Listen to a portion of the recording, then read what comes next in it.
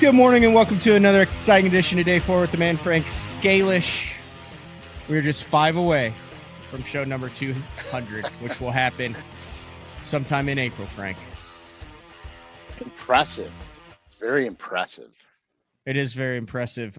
Show 195, big show today, our annual, or semi-annual, he's on a couple times a year. Dan Miguel from Great Lakes Finesse. I was joking beforehand. He's trying to break a record for the most number of fishing live streams in 48 hours, which is a good thing because GLF just dropped a banger line for 2025 that includes a number of different baits, some new sizes, and oh, look at that, Uncle Frank. Where's it at? Oh, they even have, look at that. The GLF rod series dropped, like just based on it, and I'll ask Dan on it. It's like a $350 rod. It's one of those, I think it's you a treat yourself more. You get one, you add it to your arsenal, and then you can throw everything with it. It's they're technique specific, and there's a lot of attributes to it, which we'll get into later. I had the pleasure of actually getting to fish one of these rods yesterday. And there's some amazing attributes to it. So we'll get in with that yet. So my eye appointment has been rescheduled 3 times at this point. So it looks like Friday I'll be out. The spectacles will be gone back to the normal look. I also need to shave. I also need to get a positive attitude. And all of which we could help you on today's show right now. Yes, absolutely. All right. It is classic week. We'll say this right off the hopper. Meet Frank, get an autograph from Frank.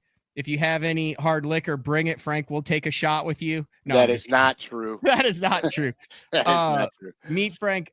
There is a rumor that if you are one of the first in line, there's a limited number on both Saturday and Sunday. We'll split it up just like he did with the color number 7s at last year's. But this year, the giveaway bait of choice for the Frank SCALISH meet and greet at the Bassmaster Classic in Fort Worth is Pro Rogues in the FX colors. Fantastic. We have a bunch of them. I will be signing. I will be whatever you guys want. I'll sign the baits, the packages, if you want to keep them in the package, whatever. Just show up. That's all I want. Just show up and we could yuck it up and tell stories, and it'll be a lot of fun. Last year, the response for the Frank SCALISH meet and greet in Tulsa was beyond our wildest expectations. Fantastic meeting so many of the viewers and listeners who have made Day 4 part of their life every Thursday. This year at the PRADCO LureNet booth. What is it? Yeah. LureNet booth or PRADCO? PRADCO booth, and it'll at be the PRADCO booth. Saturday, 12:30. It'll start. I think it ends. We'll say 1:30. But if we run over a little bit, we'll do a little bit run over, but we can't run over too much because then I believe we'll have to go to the Bass Tank booth after that. And then Sunday at the PRADCO booth at 11:30 a.m. There you go. So I hope to see you guys there. It was a lot of fun the last 2 times, and I'm hoping it's going to be as big of a crowd and equally as fun this time. And yes. Matt will be with me, my cohort in crime. Is Frankie coming? Frankie's coming. He's going to be shucking lure containers like he did last year. Fantastic. Yeah. All right, at the end of the show, you've got a really cool thing for the Bass Fishing Hall of Fame that you're going to show. I know we said we were going to show that now, but we're going to get I don't want to keep Dan waiting. Okay, so we'll do that at the end of the show. But first, we got to talk about Jason Christie, Frank. That had to put a warm spot in your heart, didn't it? Winning the MPFL old school. Yeah, dude. So so the Florida tournament's old school, but I get the Florida tournaments because the spawn was going on. The bass were in the grass. They were in the bulrushes, flipping, pitching. A lot of fun. When you could go to a tournament and you literally could put 3 rods on your deck, it's a good time. But the Santee Cooper tournament, the MPFL tournament, to me was spectacular because literally it turned into, for Jason at least, it turned into a covert spinnerbait tournament. I think he had 2 spinnerbaits on, chartreuse and white and blue chartreuse and white, single Colorado blades. Really cool stuff, real simple. I mean, really, really simple stuff. He used a swimming dinger as a trailer. He likes his three trailer choices are a swimming dinger, FF sonar minnow, or a pulse minnow. And so, and I will agree with that. But I have 2 other trailers that I throw also. I'll throw a split tail, a Zoom split tail trailer. I love the swimming dinger as a trailer. And the pulse minnow, especially the pulse minnow. I have some lakes by me where I throw the big pulse minnow full size on a half-ounce spinnerbait. Yeah, and I slow roll it like it floats in the water, and it's unbeatable. But you know, the Covert Series spinnerbait was designed. It has that offset gill plate on the side to help the spinnerbait always track true, and it's made with Hildebrandt blades. And for those people that don't know, back in the old days, every spinnerbait that I had or made, I always put Hildebrandt blades on them because it's the highest quality spinnerbait blade. And what I'm getting is I'm getting the same rotation and the same vibration out of every single blade. There's no variances. And so the Hildebrandt blade is like incredibly important to me. And back in the day, I made a lot of my own spinnerbaits, and those blades were paramount. So they're a little bit more expensive, the blades are, but they're 24 karat gold plated. The finishes on them are, you know, impeccable. They stand the test of time, so you're not constantly having to buy blades. So they stand the test of time. And that's really kind of, you know, that's kind of it about the Covert Series spinnerbait. But the tournament itself, to me, was so impressive. So this thing that you're looking at here, I'm going to call it, they call it a heat map, but what I'm going to call this, you could go on LureNet. This is absolutely free. It's available on LureNet. And what it does, we'll call it a spinnerbait choice chart. Okay. That's what I'm going to call it. It's a spinnerbait choice chart. And so here, we'll test this out like this. I'll show you. See, like there's Dan. What's up, Dan? Hey, what's up? Hey, you're in for 30 seconds. Give me a water temperature. Just say any water temperature. 55 degrees. What's the water clarity? Give me any water clarity. 6 feet. All right. We'll see you in 5 minutes. So water temperature was 65 degrees. And then water clarity was fairly clear, right? Yeah. So he said. So we're like right here. So that's your spinnerbait choice.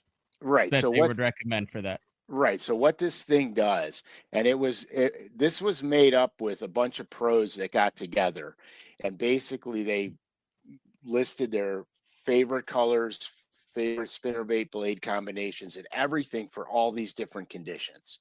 And then they put it together in this active chart. So if you guys have, like, if you're confused about what spinnerbaits you should be throwing, this puts you in the high percentage ballpark. So when you click on the screen, like right there, you see anything you click on, you're going to see a couple of spinnerbait choices. So right there, that gives you 3 of the top choices from. That's what it is right now in Oklahoma. Muddy and 50. Right. So that gives you 3 spinnerbait choices for those water conditions.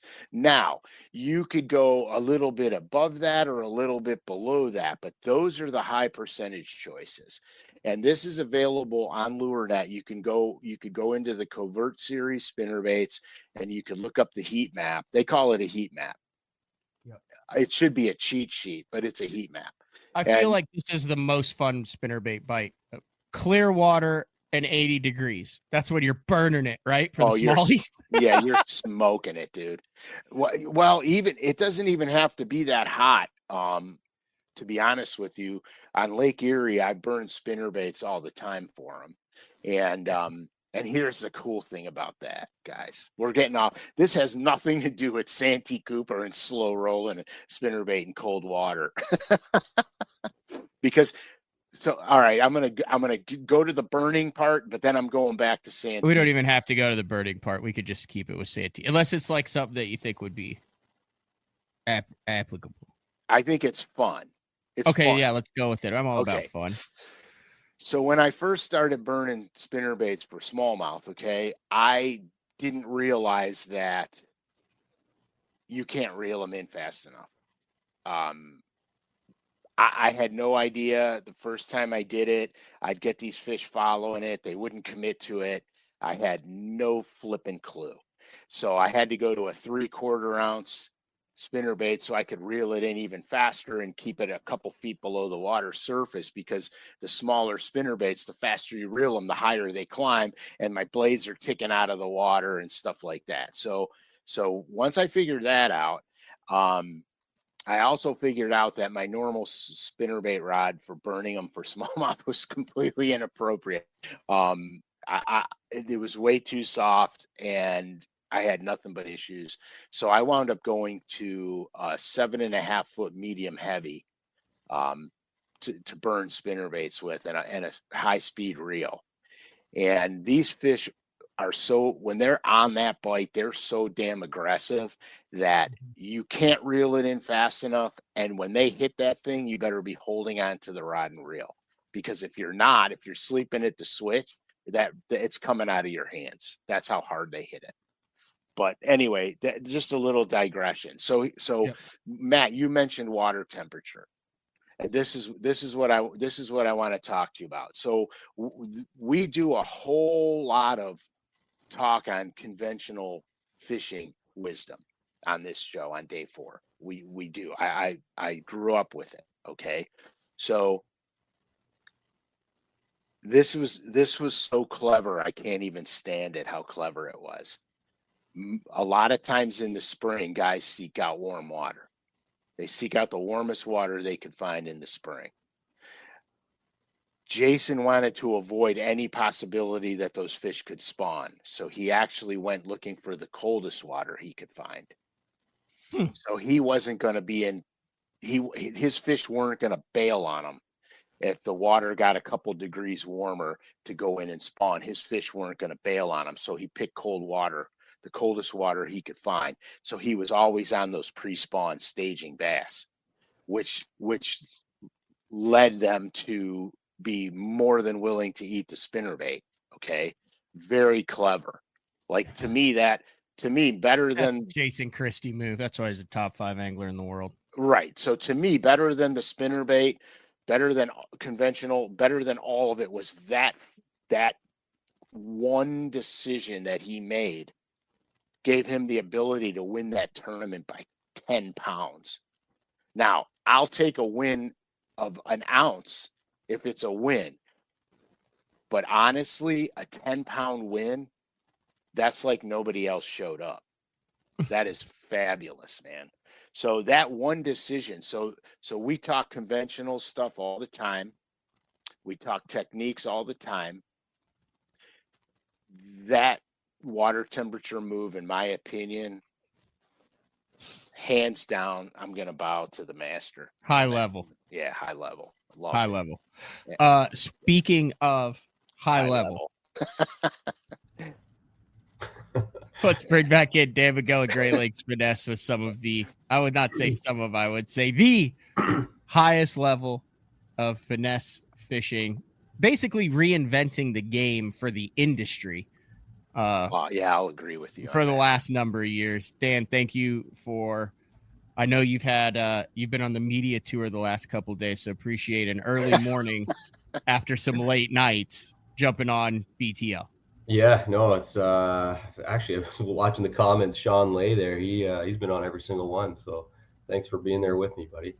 Yeah, it's been awesome. What a week. You know, a lot goes into releasing new product, and all that work and having to keep secrets. Like, I just feel like I've unleashed now, and I'm getting to talk about stuff we've been working on for like 2+ years. You know, there's a product here that's almost 3 years. So you can imagine trying to hide secrets and not be able to talk about things, and now being able to talk about all of it is like so exciting. So thanks for having me on. You guys are always awesome to talk to, huge supporters, and yeah, I can't thank you guys enough. It's your show, Frank. Where you want to go with this? Because I know you've What do been you got, geeking out Dano? over this stuff. You've been like, oh, you should see what's coming. This is a month in advance, and then you wouldn't even show me or tell me what it was. I was kind of pissed. Yeah, I had to, you know, I had to go gangster, man. I had to keep my mouth shut. You did. Yeah, you know, I think, you know, I've pretty much started every other show with, like, you know, the baits and stuff, but I think I'd like to dive into the rods. Okay. Because I'm pretty excited about that. That's something that for a long time, pretty much since we started the company, people were asking us, like, what rods do you guys use for fishing all this? They're watching the content. We're a content-driven brand. You know, we think it's important that not only do we come up with these baits, but we got to educate people on how to use them. And people will probably have noticed some rods that we were using, and quite frankly, we're making our own for years. I brought one to show. This is one of the original. It's probably the first one we ever built. It was a custom. It was built on a North Fork custom blank, really low key. But the one thing people notice is it's got those hydrowave guides that we built into our rods, and we've got like a whole lineup of those. And so yeah, people were asking us like crazy, what rods should I use? And we never really felt comfortable. You know, rod companies make great rods. I don't want to put any rod. There's really great rod companies. But none of them made specific rods for this light line and micro baits technique that we were doing. So we felt we had to build our own to maximize the potential of these baits. The two things that were the most important to us were distance and sensitivity. And we felt like a custom rod was a better solution for us than what was out on the market, just because no one was really fishing this technique when we first really started it. It wasn't really a popular technique. So anyway, you know, we're excited now. We went to work. We were never intended on being a rod company. We have no intentions of really becoming a rod company, but we felt like to help people fish these baits a little bit better, we could come up with a very small line of rods that were very technique specific so that people could fish our baits and little finesse baits that they like better than how they're currently fishing them. So yeah, that was the premise. That's the cool thing about the spinning rods that you have in play right now. They are technique specific, but they function for those techniques insanely well. And I'll be honest with you, Dan sent me one. I wanted the 7/8 medium heavy because I wanted it for micro football jigs and tubes and stuff. And so I got it, and the first chance I had to fish with it was yesterday. And Dan was talking about castability, et cetera, et cetera. And so, because if you look at it, when I peel the neoprene off of it, because every rod comes with a neoprene cover. If you look at it, this guide right here, the stripper guide, is very important because it reduces line slap. And so I was fishing. I'm going to try to do this. I have no room in this place where I'm sitting. So yeah, this might be a depending on how this goes, we might have to edit the next. Oh, nope, we got it out. Good. We got it. Okay. So, yeah. So anyhow, so back to the ranch. So I got the medium heavy 7/8. All right. Which I really like for snapping tubes, for dragging micro football jigs. It's absolutely money. Okay. So the lake that I was on yesterday, to be brutally honest with you, we had windy conditions in the morning. It was blowing. And the lake I was on is a Ned lake. And I normally Ned with a 5-inch dinger. And so I went out there and had no intentions of actually fishing that because it's jerkbait season where I'm at. And so I went out, I caught them right away on the jerk bait. Oh, that's a beautiful jump picture. I caught them right away on the jerk bait. So I stayed on the jerk bait, and then later in the afternoon, the lake went slick flat. But in the morning, when I went through this one jerk bait area, there's a small shelf to it, and I picked up the Ned rig, and I had to keep the wind in my face for boat control. And I made a cast with a 1/10 ounce Ned head in this horrendous wind, and this thing casted like I had the wind at my back. I was like, what? Because it was smooth as silk coming off the reel, and it cast a mile. So I was really excited about that. And now I'm going to investigate some of the other actions in these rods, because there is definitely an application for this. Dan, talk about the different links, actions and stuff, and why you just ended up deciding on what you did. Like you said, not a rod company, and instead of just coming out with one, you've got a number of different options here. Yeah. So like we were talking about, they were all built with those microwave guides to maximize distance. And like when people first get those rods, it's not just a little bit, it's like extreme. Like you will notice a significant difference in your casting distance. I just want to talk about the components real quick, and then I'll get into the actions. And then we went with, for sensitivity, because that was so important to us, we went with a full one piece molded carbon handle. So that's a custom carbon handle we designed to fit our North American spinning reels, the ones that we use all the time, like not North American, like the Japanese ones, like Shimano's, Daiwa stuff, because a lot of them don't fit perfectly. So ours is like custom to what like most of the guys are using. So it's essentially the same material as the blank. So because of that, you're getting full 100% feedback from the handle. So you don't need to have like a finger on the blank or anything. So we're able to design that handle to be a little bit beefier than like a one that narrows down to the blank. So it's really comfortable. You can fish it all day. And it's unbelievable. It's the newest technology it's what they have in the highest end rods, is that carbon handle. So it's a very premium feature, but you'll notice if anyone fishes these rods for the first time, you almost need to relearn when to set the hook, because the feedback is so intense. Like like the first time I went out, I had to learn to not set the hook so quick because I was feeling those bites sooner. So a great example would be we'll get into the actions, the 7/8 medium light, which we built for hair jigs, like marabou jigs, are like really tiny finesse, sneaky underspin. What we found with older, like other rods on the market, or with even our custom rods, because they were with EVA, those fish would kind of just load up and you'd feel weight on the tip and then you'd set the hook. And that was just expected with a lot of the bites. A lot of people who fish normal, rods on the market, they'll relate to that. That's gone. Like you feel the distinct tick when they grab it way out there, 100 feet from the boat.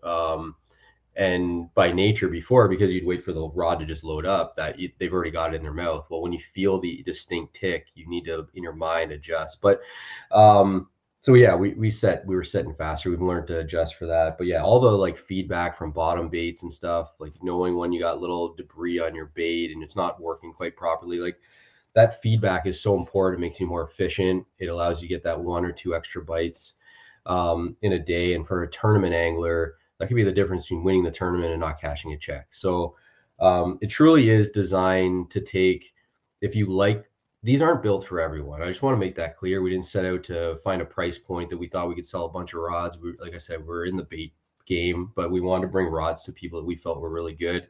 This is for like, if you love finesse fishing, you fish tournaments and finesse is part of your game, and you want to take it to like the next level, that's where this rod comes into play. Here, the best way I could put it to you is the way the rod companies came out with shaken rods for ping and minnows.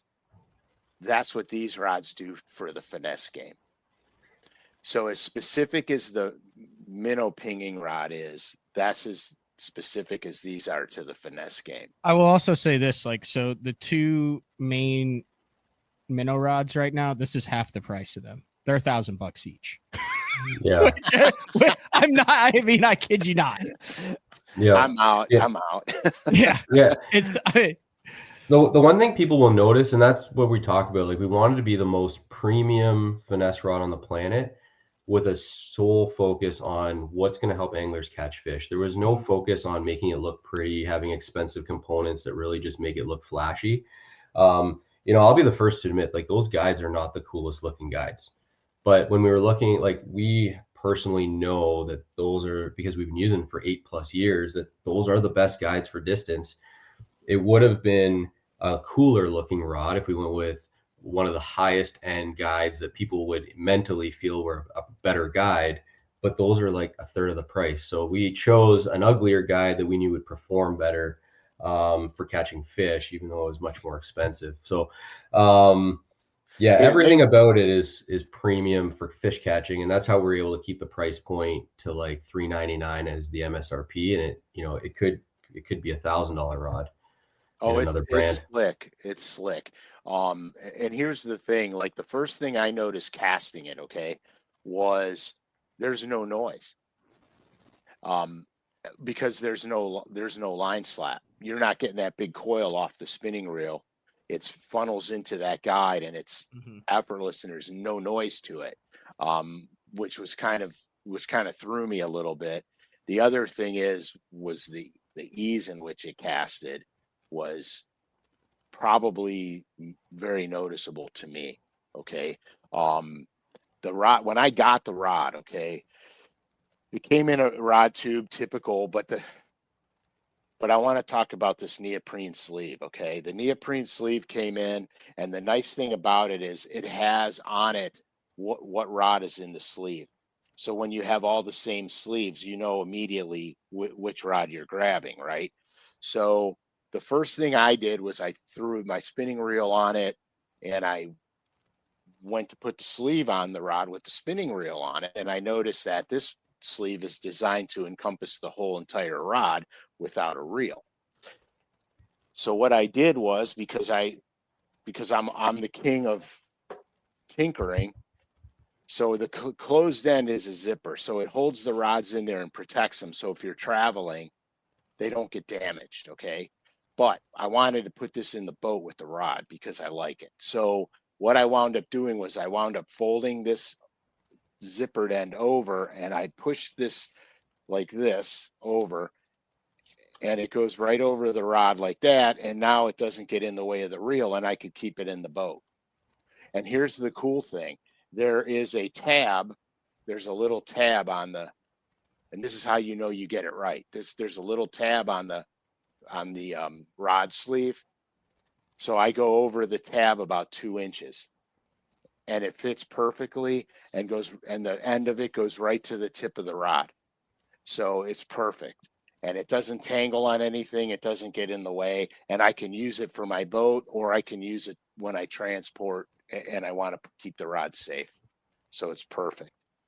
Anyway, that's my little digression there, Dan. I like it. Okay, Dan, here's the deal. So like I've been up north. Frank has been up north. There's a whole category, guys. They throw the hair, they throw the sneaky underspin, or they throw the really light stuff, and you're fishing for, Great Lakes, as the name implies, Great Lakes Finesse. But obviously there's a large contingent of anglers who don't specifically fish for those clear water, but they're using finesse applications, whether it's for the largemouth with your products, whether it's for smallmouth down south. It's occasional. It is a $400 rod. You can get 15% off regularly priced items at lurenet.com by using the code BTL25 at checkout, which and will be in the running for a $50 gift certificate. And be in the running for a $50 gift certificate. This is my question, Ian. I don't know if there's a right answer. If I'm like, okay, I'm gonna treat myself. I'm gonna get one of these things. It's going to be my main finesse rod, and I'm looking at it and I see an option of a 7.8 medium light, a 7.4 medium light, and a 7.8 medium heavy. For that casual finesser, maybe he's ordered stuff off Great Lakes Finesse before, maybe that little football head, maybe the juvie craw. Which one am I going with? I'm not getting 3. I'm just getting 1.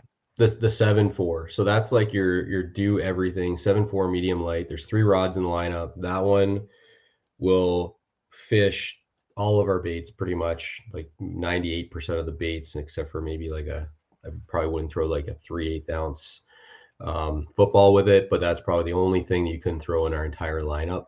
It's your do everything rod. I love it for drop shotting, light line drop shotting. I like a longer rod for drop shotting, especially with light line, because when I set the hook, like I don't care what that smallmouth does down there, he's not getting off with that parabolic action, that medium light action. And yeah, you can still whip a hair jig way out there, a sneaky underspin. It's certainly the most versatile rod in the lineup, whereas the other two on the extremes of that rod. So, you know, the 7/8 medium light, that's if you're like a hair jig fanatic, sneaky underspin fanatic, you like throwing really small baits and you just need distance. Like that's the distance rod for light line and really small baits. And then the 7/8 medium heavy, and when we say medium heavy, it doesn't sound finesse.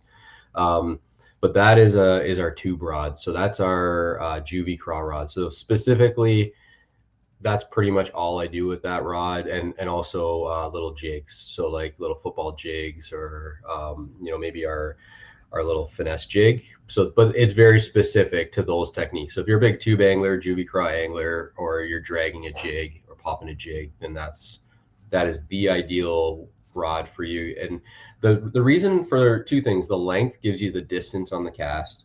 The other thing, what most people don't realize when you've got that length, is that when you're crawling over rocks and stuff, you can get through the snags a lot better because you get that extra height when you're trying to pop it off of little rocks or snags.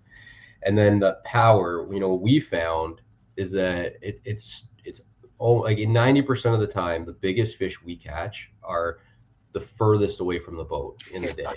So for us, you know, if we used a tube rod that was like a medium or a shorter medium, we can't get the power to really drive home the hook at that distance and then have control to keep that fish from jumping. What people will notice when you go to this longer 7/8 medium heavy, you essentially eliminate the lack of control of that fish on that first jump, or when you're trying to, like, those first critical moments are when they jump and they try to spit the hook. This rod allows you to turn that fish so much better, so they can't get the leverage and they can't get that free motion to shake their head. You're able to just power them down. And people will realize, like, when they try this rod, they're gonna be like, wow, I'm landing a lot more fish on a tube than I ever thought was possible. And like when I started using these actions many years ago, again, custom, we went from losing like 3 or 4 fish in a day in a tournament to losing none. And that's why locally here, we've been so consistently dominant on a local lake here that's primarily like a tube lake, because we don't lose fish anymore. And that's the difference between the guy in first and second or third, is like, we didn't lose a fish and they did. And not only that, a tip for anyone who's a tube angler, that extra length allows you to bury your rod deeper into the lake. So when those fish are trying to come up, you can feel them. They're trying to come up and jump. You can bury them and keep them from jumping by having that extra length and driving that rod into the water. So anyway, enough about the tube rod, but that is the tube rod. 3 rods, that's all we felt we needed. Those were the gaps we saw in the market. And like I said, we have no interest in being a rod company, and we have no interest in sending out a product that we feel could hurt the brand on our bait business, which is where we focus on our efforts. So our warranty is going to be solid, and we're going to take care of everyone just like we have on the other side of the business. All right, let's move on to the baits. So the last couple of years, we've seen some really cool stuff from Great Lakes Finesse with the hanging head and the sneaky underspin, the stealth football, the sneaky swim bait head. One new hook that came out. Oh yeah, obviously what you did with the juvie craw, that tube head. One new hook for the 2025 lineup, and that is the GLF Ned head. Yeah, so this is the here, let me pull it up here. So this is the Ned head. Comes in a few different sizes. I'll use the larger size as an example, but people, you know, when you first look at it, you're probably like, yeah, there's not much, it's just a Ned head, right? But this thing is packed with features that most people wouldn't notice. The first thing is people might notice that we rounded off the back of the head right here. Bottom chin. Yeah, so what that does is it allows so there's normally a hard line on a flat Ned head, right? Around the circle.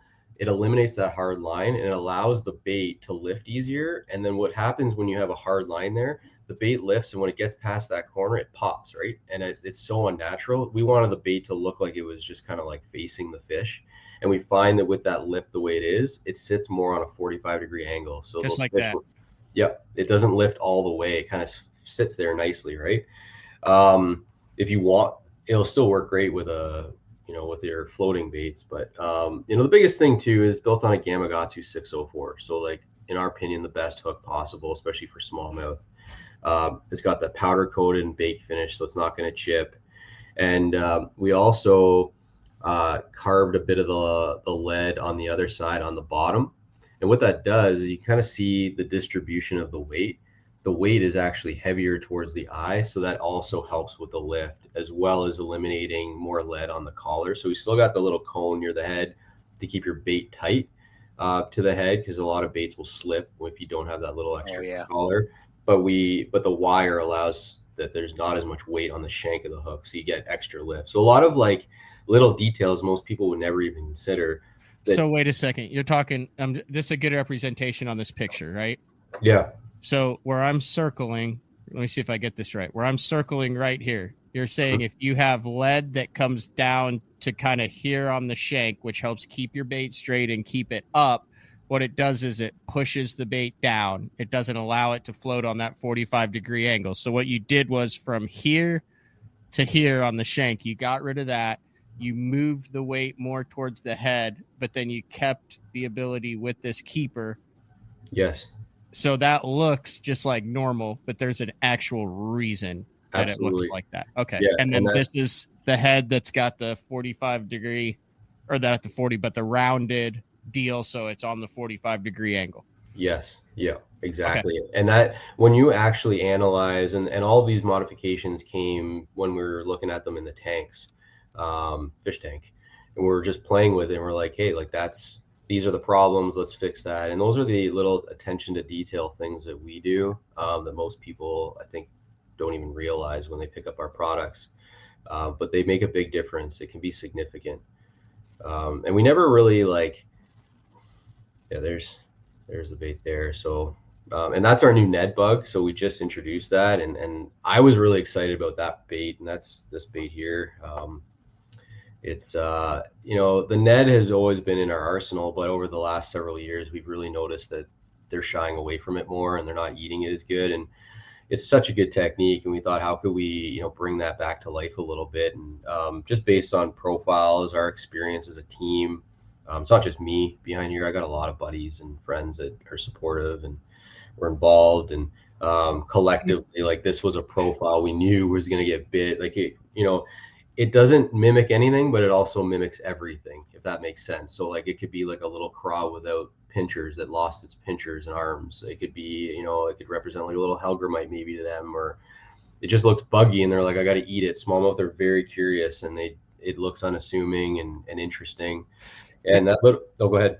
Is it the same plastic as the drop minnow?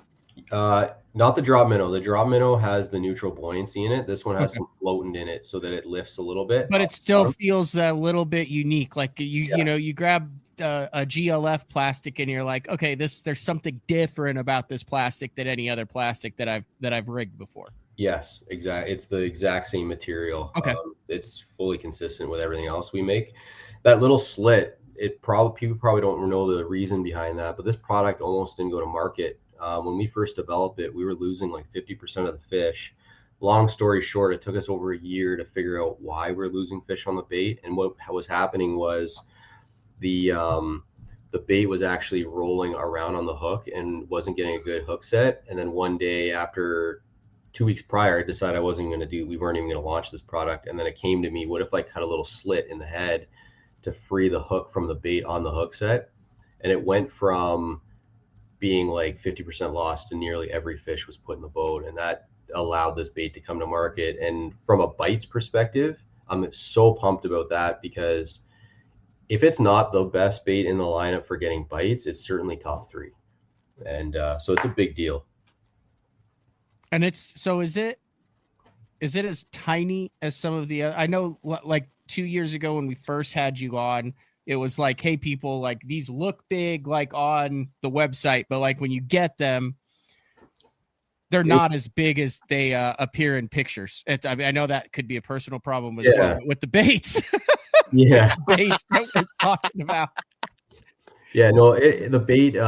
This is the breaking away feature. You can see how it breaks away, but that's awesome. Yeah, it really makes a big difference. It's a game changer. I hate using that term. It's a big deal.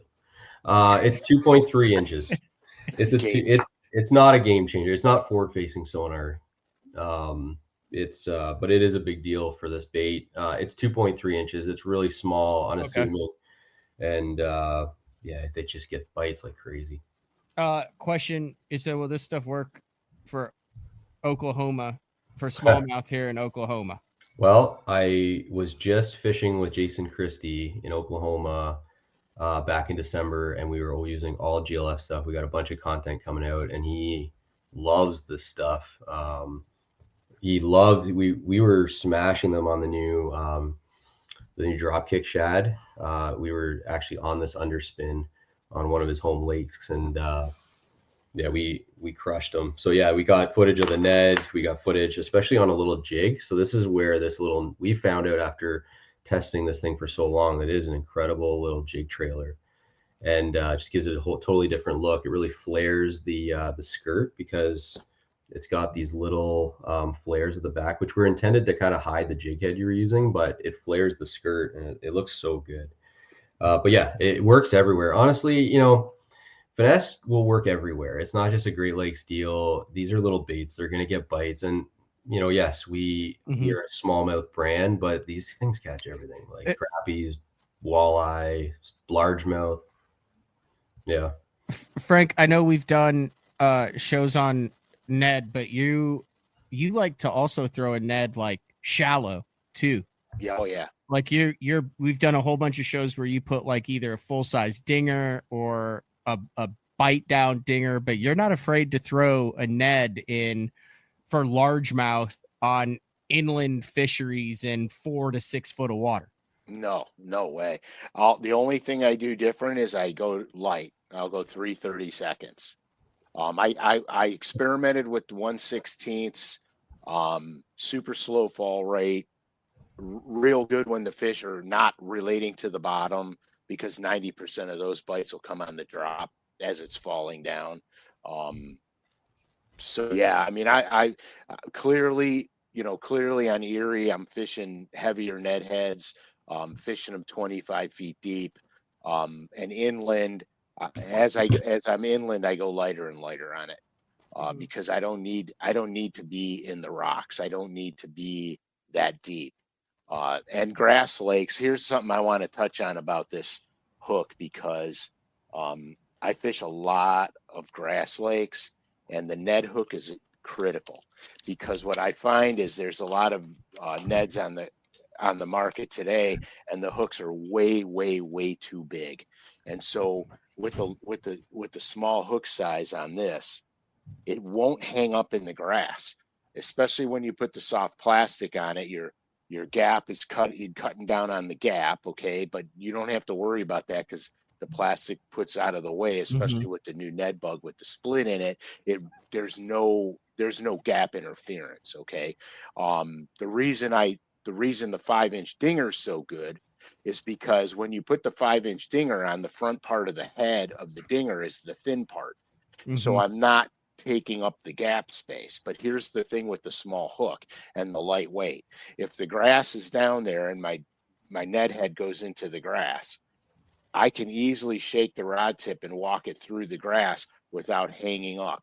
A lot of the Ned heads today have long shanks and bigger gaps in them, and they'll hang up every single time in the grass. I don't care how light you go, it's going to hang up every single time. And I'm not a fan of a weedless Ned head.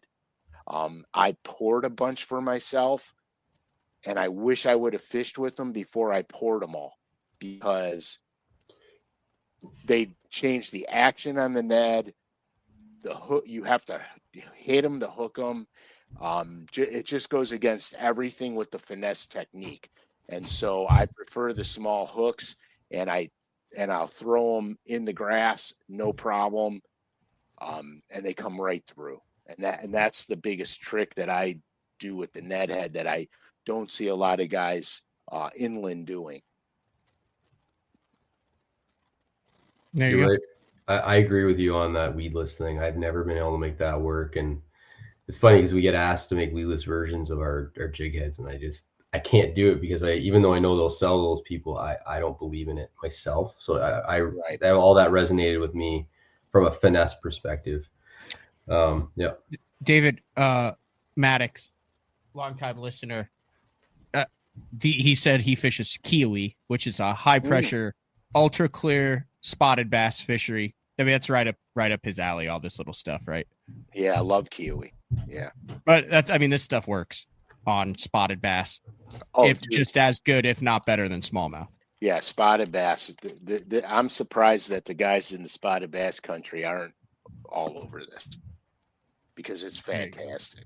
All right, next up in the lineup is a badass looking little minnow. Yeah, this thing is badass. Dude, so this is, before you say this, I don't know if Dan will say this. So there is a specific style of minnow that has been used up in the Great Lakes region for 10 plus years that has intentionally been left out of Bass Live. Guys will not use it when they're on camera. Guys will be threatened with bodily harm if they do videos about it.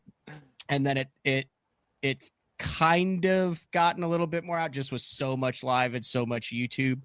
But this is taking that minnow and everything that, because it wasn't designed for this, taking that minnow and tweaking it for the 3 or 4 things that make it perfect for the application that it has been used with to win millions of dollars over the past 10 years and saying, okay, now it's right. Is that a fair? I don't know if you were going to go down that route.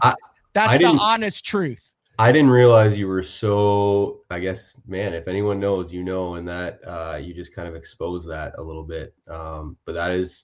Am I going to get a call after this? You might. Yeah, some of the best anglers in the world are not going to be happy that you probably said that. But yeah, it is a massive deal. I know exactly what you're talking about, and I know exactly what bait you're talking about. And everyone that is in the know knows exactly what you just talked about and understands. So yes, we took that concept, and what was happening with that bait in particular, and not that we knocked off that bait, because that bait is incredible and it's different. But the intended use for that bait and what they found makes that bait so great is drop shotting. That bait was not designed for drop shotting. The biggest thing is that bait won't sit perfectly horizontal in the water. So it doesn't allow you to dead stick it. So what they were doing is they were dragging it and keeping that boot tail moving. We always liked that bait, and don't get me wrong, it is really good, but I always felt like it needed a slightly bigger kicking action than it had. And then there was other swim baits on the market that are really, really good, but their kicking action's a little bit too aggressive, in my opinion, for the pressured and the clear water situations. So we were looking for something just a little bit in between those. The biggest thing that will resonate with anyone who fishes a premium finesse swim bait is they're all too soft. So as soon as you set the hook, the bait's probably ripped if it's not off the hook, and you're certainly not going to get more than 1 or 2 fish with it. And the problem with that is that, especially when you're swimming it, like you get a bite, you set the hook, odds are that bait is not sitting right on your hook anymore, and you don't have an opportunity for the follow-up for that fish to come back and hit it again. And that's the biggest difference, is we were able to incorporate the movement that those baits still have, but have the durability. So you don't have to worry about your bait ripping. You can catch a pile of fish on one bait. And the other big thing is it'll sit perfectly horizontal. So that will allow you to dead stick on a specific target. So, drop swimming, these little swim baits, you cast it out there past the target, for example, like a big boulder, they're relating the boulder, cast it, you swim it. And then now right beside the boulder in that sweet spot, you can just dead stick it. They're there, you wait them out. And eventually, you could wait 2 or 3 minutes if you wanted, because eventually they're going to come over and come look at it and suck it in. And if that thing is sinking or floating, it's just going to look terrible and they're not going to eat it. So that is a big deal when it comes to that technique and that kind of profile. You'll also notice it's a little bit fatter than the one that you were describing. And that allows us to still swim it, like say on a little ball head. So we'll throw it on our little ball head or like our little swim bait, our sneaky swim bait head. But the biggest reason why this bait has eyes is for the drop shot. And then you can also use it on like our little sneaky underspin. So when we set out to design the ultimate finesse swim bait, it was like, hey, drop shot has to be number one. That's going to be like, for us personally, that's what we wanted to do. But we also want to be able to swim it and put it on the sneaky underspin. And we achieved that. It's got the matte finish, which also makes it more natural looking. And to me, I feel like this took 2 years of development to get this thing right. A proper swimming action is very challenging. And we went through several iterations of this to get it right. And I personally, having gone through that process now, sometimes I feel like if you make something, you have regrets and you're like, oh, I wish I'd done this. I have nothing that I regret about any of the decisions. Like, I feel like it is perfect for how we want it to be. Well, that's because what I noticed with working with you over the last year or so, that's because you don't settle. If it's not 100% going to fit that void, then there's that neutral buoyancy I was talking about. But yeah, go ahead, Frank. I appreciate that. Yeah. Frank, what do you look for in a small swim bait? Like, you're talking, you can put that on the ball head. So like, here it is really. Like, I mean, I know you've done this a lot on Erie. You've actually done it a lot more in the last couple of years as you've gotten into the forward facing sonar. But when you're looking at just a small soft plastic swim bait on a ball head, what are some of the things that you look for? Okay. So before forward facing sonar, especially in the colder months, early winter throughout the winter, we would go on these big flats and we would swim little tiny swim baits on jig heads blind. We didn't have live scope. We would do it blind. And what I noticed was 100% what Dan said. Almost every single small swim bait on the market, the minute you get ticked and you go like that, it's rolled down on the bottom of the hook. And there's no follow-up bites, zero, because it's all bunched up and it's done. And so the trick back then was we would have to use such a light jig head, but it couldn't be too light because then the thing wouldn't swim. It would roll on its side because it was too light. And so the swimming action was important. We were throwing it on 6 and 8 pound line all the time, mostly 6, to be honest with you. And it was a slow, methodical presentation. And at the end of the day, you had literally a Ziploc gallon freezer bag full of baits that were destroyed. And you didn't catch that many fish because they keep coming down. And then I did the super glue thing where I super glued them, but that only lasts for one fish. And then it can't stay on the hook anymore because of the glue. So the thing I noticed about the GLF stuff is, aside from durability, you don't have to glue them. They don't come off, which was amazing to me. Now, if you catch a 4-pounder or a 5-pounder and he's got it in his crushers, it's going to come off the hook. I mean, you got to be realistic. You know what I mean? But more often than not, the durability of the bait and its ability to stay on was critical. And now with scope, I was pinging a bass the other day, and I was shaking it, and I got a short bite, and I set the hook, and I dropped it back down, and the fish swam away. And I'm like, what the hell? And I reeled it in, and it was rolled down on the bottom of the hook. And I was like, oh my God, I could have caught that fish. You know what I mean? That was a fish that I could have caught. So that's kind of what I look for. Yeah. Dan, is the spicy melon still the secret color, the GLF secret color? I don't know if it's a secret anymore. It was. I know, but I mean, that's when we, You'll see in that video actually has the old eyes. So not in that's the final version, but in the video we had the old eyes. We initially went with a different eye on it. So that's in the promo video. And then we made a change to an opportunity to add these like 3D live eyes, which I thought would make it that much better. So we made that change. But spicy melon, this is like the original color you'll see in that video. We only made, when we were testing the baits, we went with spicy melon, crush shad, and black. Those are like my 3 favorite colors. So you don't make the entire color lineup when you're doing the testing. You're just getting the ones that you think you're going to get the most bites and have the best opportunity to test the bait properly. So yes, to answer your question, spicy melon is the deal.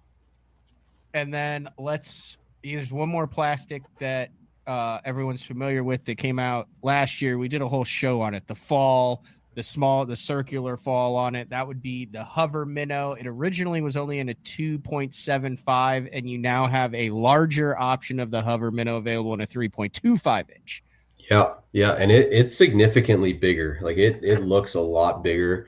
So this is the original, just because of that flared body. Mm-hmm. It really makes a difference. So when you add a jig head, it's almost a 4-inch bait. And that was really being requested a lot. It just exaggerates the hover darting action of that bait. It's the only minnow with that cup belly. And what I noticed when we first started using this larger one is it's so obvious on forward-facing sonar that it spirals, like it zigzags down the screen, and you can see these fish come up and they're chasing the zigzagging bait, whereas you never see that with another jig and minnow bait. It's always like just up, down, up, down. This thing, it's so obvious. It literally looks like this going down. Yeah, so a lot of people are really excited about the larger bait, just because mentally they're more comfortable with the larger one. And there are times and places where the larger one, especially down south, especially in the largemouth game, Jason Christie, Stetson Blaylock, Luke Palmer, they're all extremely pumped about this because they were using the hover minnow as an alternative to a regular rolling minnow, or like, there's the sonar minnow. Like this was a good second option for them, but now with the larger size, like it's hugely in play. And then we got the green pumpkin shad color, which is new to the entire lineup. I'm really excited about that color. There's a matte 309 color, which is sick, and a goby color. And those are like the 3 colors that I'm like super pumped about. Yeah, I'm super pumped about the morning dawn, especially for the spotted bass. Yeah, that was like an obvious miss early on, and I'm glad we've added that. So all these new colors, there's a bunch. I think there's like 9 new colors that we added to the drop minnow, the hover minnow. We got new colors in the juvie craw that are just so sick. We got new colors in the snack craw, like motor oil was added to that. Hold on a second. Unbelievable. Yeah, motor oil, so cool, man. They had a motor oil worm back in the day, a hooktail worm. God, I'm trying to think who'd made it. I can't remember who made it, but we had a lake here. Culprit. It was before Culprit. It was just before. Okay, I'm out then. Yeah, and it was just a motor oil worm, and there was a lake by the house. If you weren't throwing that, you just weren't catching them. I mean, it was crazy. Matt, black, red, all the new. You can go on to the. You got a bunch. You can go on to LureNet or the Great Lakes Finesse site and kind of scroll through all the different colors of the different GLF stuff. We probably went overboard on the new color. No, it is good in terms of talking points, but yeah, they were all needed, and I'm really excited about them. And I don't want to pound this home, but I mean, all this stuff is super accessible. Someone was like, "Well, everything else on LureNet's like $6.99. Why can't the rods be $6.99?" But I do want to pound this home. Capital BTL 25. If you're on there, get a 15% off of regularly priced items. Yeah, I mean that's significant, right? $3.99 times 0.015, or sorry, times 0.15. I mean that's $60 off a rod. That's a pretty good deal. Yeah, I was told there would be no math. Yeah. Well, I had to do that twice with a calculator, so don't feel bad. But yeah, no, really excited. I'm excited about the rods. I think I've just shifted a problem. I used to answer 5 to 10 questions a day about what rod do we use, and now I get 5 to 10 questions about why do we choose those guides. I want to ask you this, Dan. Mm-hmm. So how long ago did GLF become part of the LureNet Pradco brand? Was it 3 years now? 2 years. Two years. So yeah. you As see of a this lot. month. You see a lot of small, independent tackle companies like a Great Lakes Finesse that they see a problem. They're hardcore anglers. They have an incredible network of anglers that are saying, hey, there's this, and there's some weird little DNA thing in your brain that goes, oh, okay, I'll figure that out. And like, that's what gets your gears going, is being like, how about this? And they're like, oh my gosh, it's perfect. And then they get absorbed by like a bigger company. We've seen that. And then like the magic isn't really there anymore. It seems like 2 years in, like, even though you're part of the Pradco brand now, it is still the Great Lakes Finesse that was magical. But when it was just you guys out of your garage making it happen, like that's been really awesome to see all of this stuff be part of the brand. But then like still they're letting you do your thing. They're not like making, you know what I mean? Like they're letting 100%. You do your thing. Is that, I don't know. It's honestly, more of an opinion than a comment. No, I'll tell you exactly what's going on. I'm a kid in a candy store right now. I mean, when you're a small company, you have limited resources, limited, ability to do what you want to do. And for me, this was never about making money. It was about seeing this brand reach its full potential. And I'm super passionate about it.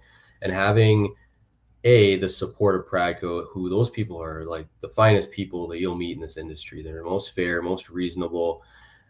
They give me full control of this thing, and I have full access to unbelievable resources from our design team, like the best of the best. I have access to mold cutting because they do it all in-house. Like I can tinker with baits more than I could have ever dreamed of before that.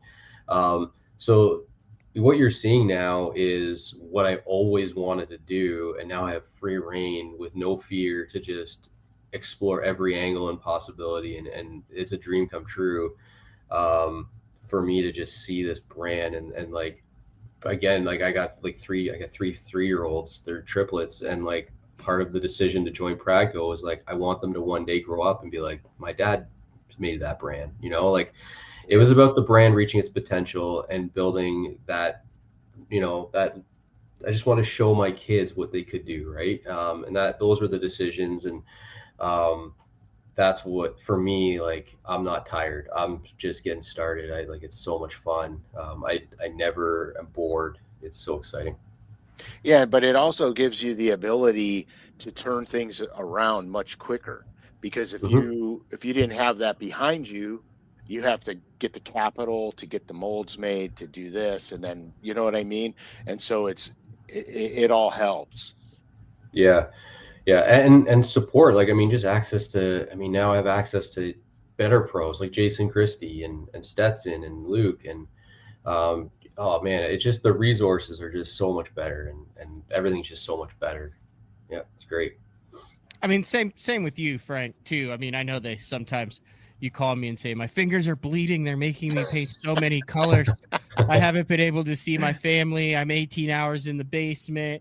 I have to work through lunch to get these 19 different crawfish patterns out. But as a whole, same thing with you when it comes to the color stuff is with minor stuff, like every time once in a while you'll call and be like, you know what really chaps my ass? This eye. The color of the center of this eye is not what I set. But other than that, you're like, dude, it's cool. Like they let you say, no, it has to be this mixture of this paint to do this with this gut bag and this translucent and this color of water. And they go, okay, we'll do it. Yeah. I mean, it's really cool. Like it's funny because I had a conversation the other day, because sometimes I miss the tournament game. Yeah, I really do. I miss the competition. I miss the tournament game. I don't miss the BS that surrounds it, but at the end of the day, competition is cool. So I was thinking about it the other day. The way my life went in the order that it went. Okay. I don't have that burning desire to compete in tournaments anymore, because I just love fishing, period. And I'll fish for anything with fins and eyeballs. But the other thing is that it's like Dan said, to be able to create stuff that other anglers can then buy to catch fish, and to see it in the store when you go to the store and you go, oh shit, I made that. You know what I mean? It's really kind of cool, and it's very rewarding, and it's a rewarding side of the sport that tournament angling can never give you. And so it's been great, actually. God, we just got all up in our feels here all of a sudden. I apologize. I didn't mean to take it in that direction. I mean, we're on here to talk about it, but no. So if you're going to the Bassmaster Classic, Dan will be there. All the new products for Great Lakes Finesse will be there. You can touch them, look at it. The products, not Dan. Touch them, look at them, feel them, put them in your hand, see how big they are. Yeah, don't touch me. Yeah, that type of stuff. Hang out. So that's so funny. What? You never know. I'm definitely getting a call after this show.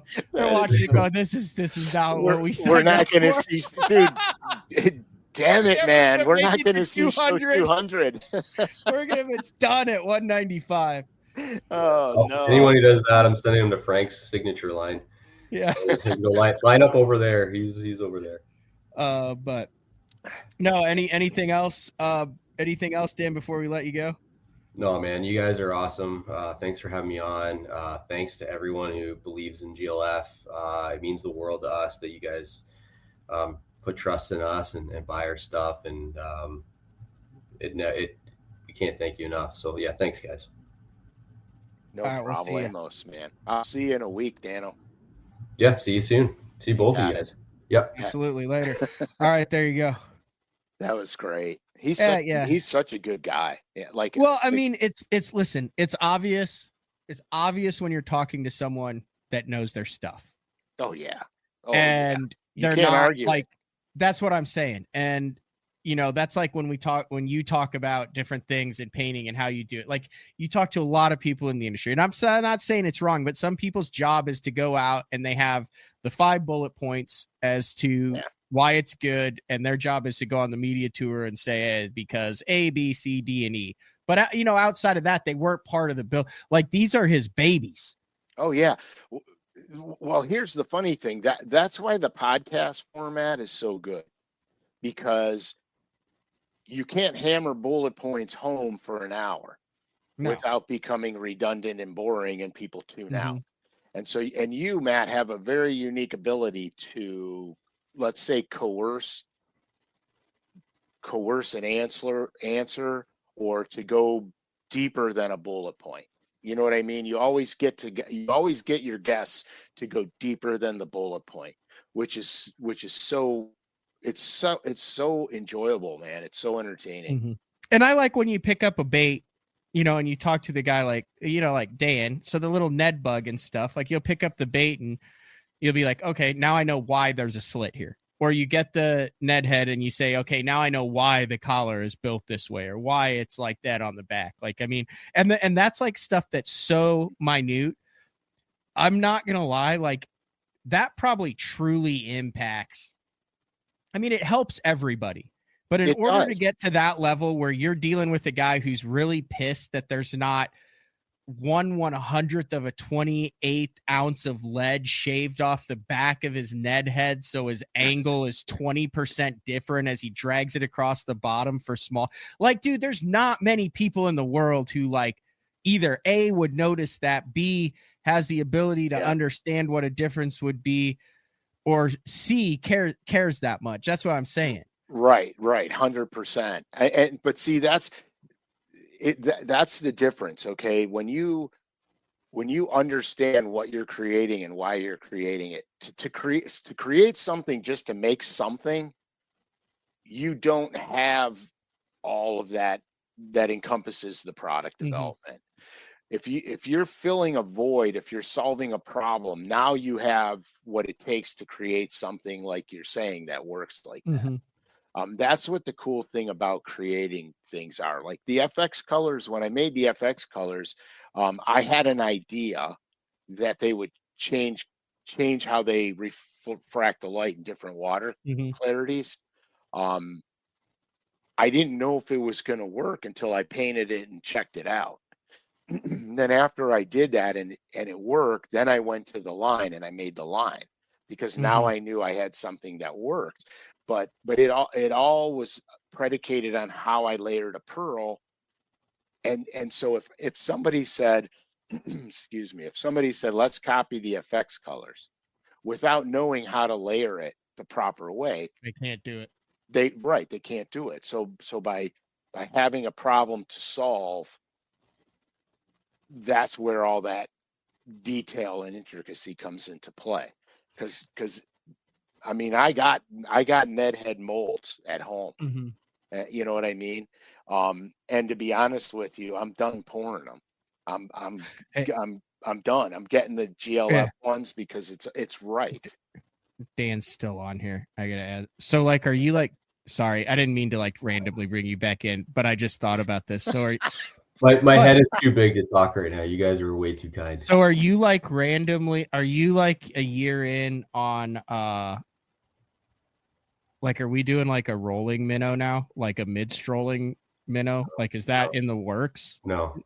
Okay. No, there's enough solutions out there. That's not something I'm interested in doing. No. All right, that was it. All right, thanks. We'll See ya. continue to say more good things about you. Well, I just wondered because I'm thinking like what Robert G did and how all that stuff happened out there, and I know that they've got the minnow there. So but Dan's staying true to his market. Yeah, no, like I said, he's doing what he's doing. Like I said, I'm sponsored by the show. You're sponsored by the show. You're work for him. Dan works for him. Of course, you're going to say great things about the company, but you don't have to go. I mean, we didn't have to say that type of stuff. It's true. It's the same thing they did with Jason with the spinnerbait. Like, I got a call from an Elite Series angler. This is no joke. I got a call from an Elite Series angler who had a couple beers, and he goes, dude, there's no way. You mean Jason actually throws that Booyah spinnerbait? And I'm like, yeah, dude. Like, that's what he throws. That's what he caught him on. And I said, that's why it's got the Hildebrand blade. That's why it's got the wire that it's got in it. I said, that's why it's got the head colors the hook that it has in it, the keeper. I said, he literally made that spinnerbait. I said, that's the only spinnerbait he throws. He goes, so you're telling me in Oklahoma, you guys throw that spinner? I'm like, hell yeah. I said, every single person I know. I said, no, maybe not so much in the past couple years.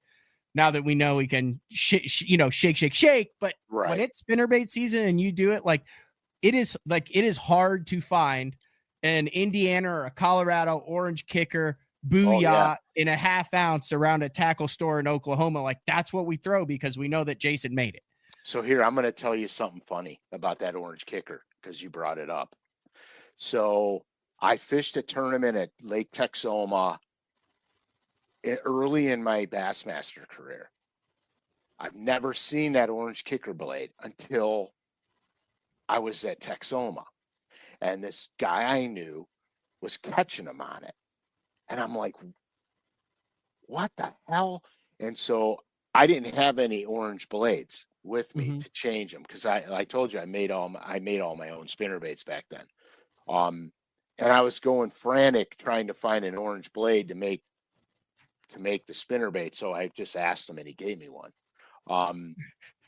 Nice guy. Right. And so no kick rocks, Frank. Right. Have fun with your silver and gold.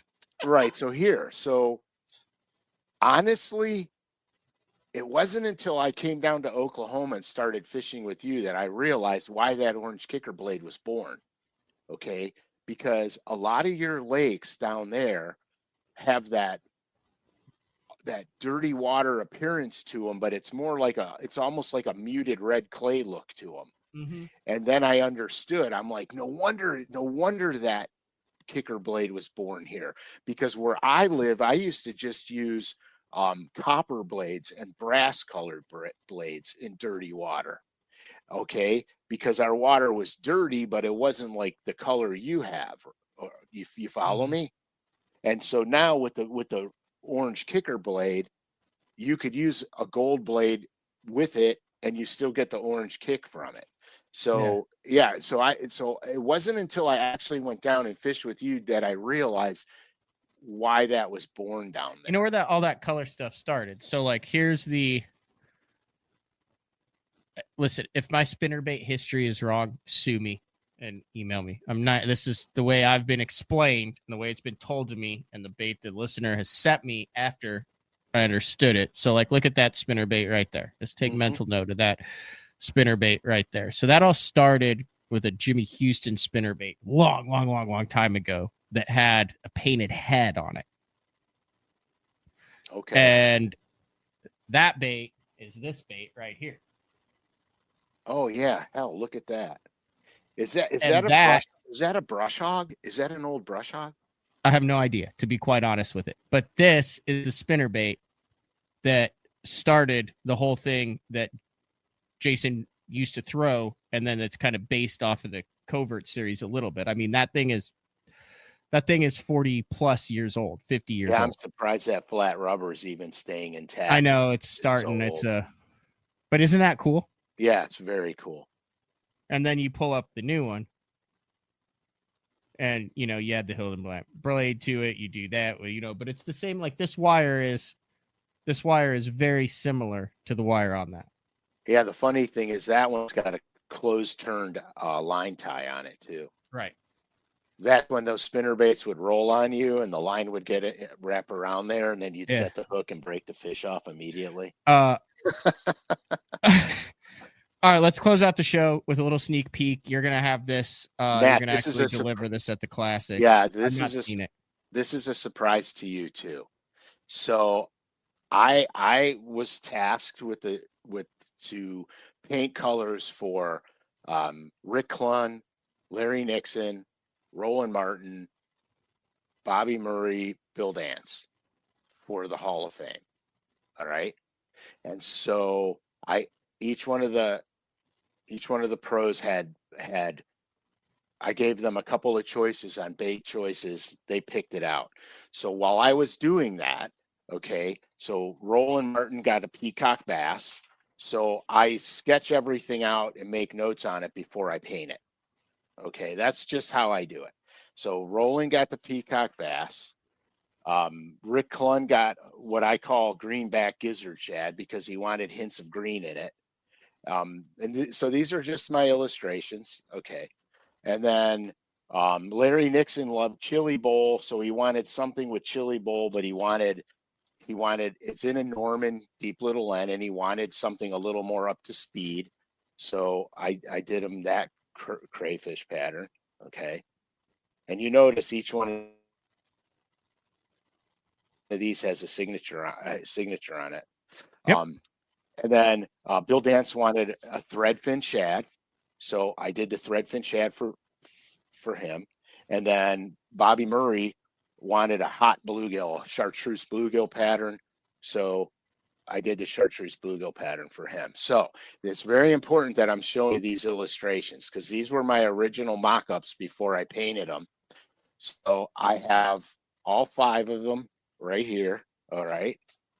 And I made a shadow box with my original paint jobs. These are the original paint jobs.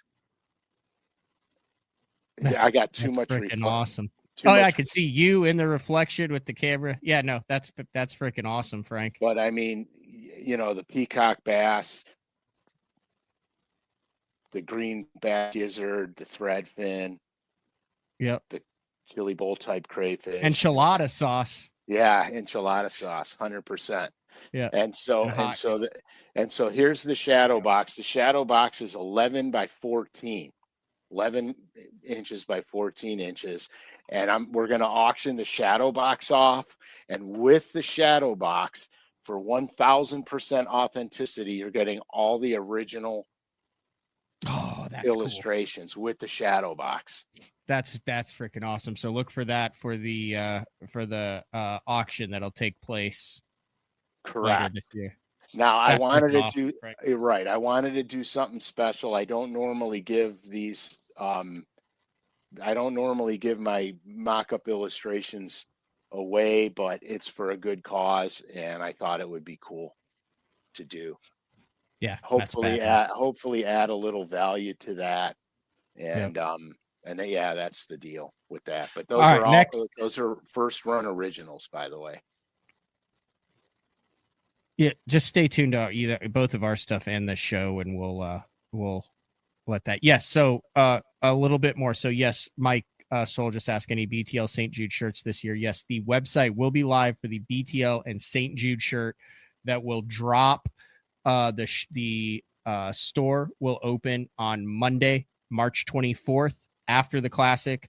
100% of the proceeds go to St. Jude through the Dick Hiley St. Jude Bass Classic, so they know that that is coming from the fishing tournament that has raised almost or over $7 million at this point. Hold on. I was trying to pull up all the photos, but like I said, I've got this new phone and it's way too smart for me. Oh, I'm the old guy with the new phone. Get out of town. That's crazy, man. I can't. It's not letting me do it. I'll figure it out. Anyway, it's a cool new design on that shirt, so that'll go live. And then the following month, we will go live. There is a brand new limited run of 100, and I just planned it that way because I had to buy 100 at the start of the patches, a Frank Scalish signature patch hat. So it's like your signature on the patch. Sweet. Do you remember when you did the bass that we couldn't make it look good on any clothing? Yeah. Well, it looks badass on a Richardson 112. So I think we Wait a designed second, dude. Which bass did you use? the one with the lily pads. That was the black and white. Yeah. So I bought 100 patches of that, and then it's gonna get just like this hat right here. It gets sewn onto the hat. The lily pad bass is on the lily pad bass is on a hat. Yeah, on a patch that's on a hat, and then we accentuated the signature series underneath it, so it says Frank Scalish, but there's only 100 of them. Oh no, dude! I gotta have a couple of them. Yeah. Yeah. No, I already told her to pull 5 out, so that means there's only 95 available. That's okay. And then, I have that. That's my new. And then we're also it's just gonna be this next drop. There's 100. That's going to open on the 24th. All of the t-shirt sales go to St. Jude. And then there's 100 of the new BTL logo, the circle rubber stamped hats. Oh, those are cool too. That'll be available. Yeah, those are cool. And then in May, we're going to open up the store for 2 weeks until the hats are sold out for you. And I already got cleared on the structural element t-shirt.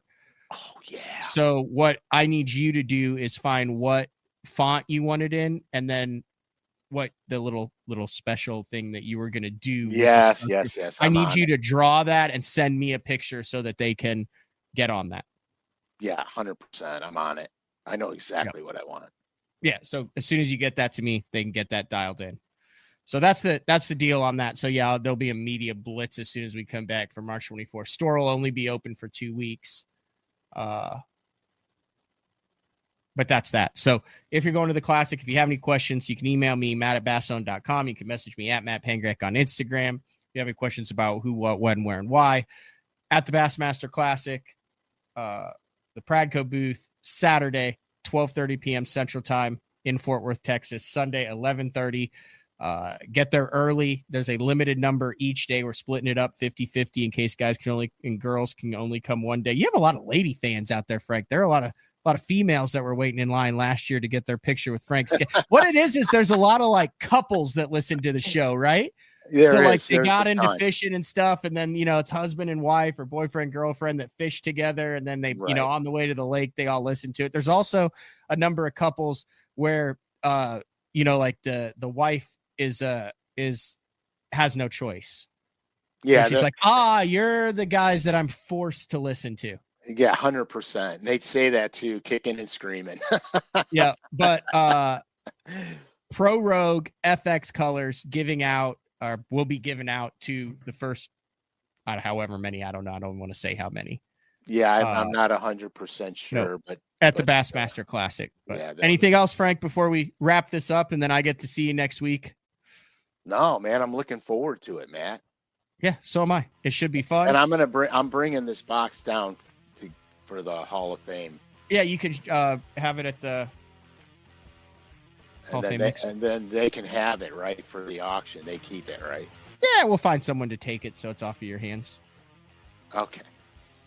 Perfect. This has been another edition of Day 4 with the man Frank Scalish. Day 4, number 195. We'll see you guys at the Classic. Big shout out to Dan Miguel from Great Lakes Finesse. Go check out all of their new stuff. See ya.